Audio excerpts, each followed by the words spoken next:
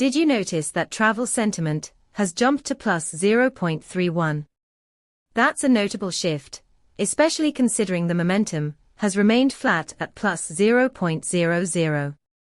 This suggests that while the sentiment is rising, it's not just noise, it's stabilizing around a fresh positive outlook. Our API provides detailed insights into sentiment trends, including 20 semantic clusters that highlight the nuances of traveler emotions. Imagine leveraging this to enhance your travel app's recommendations.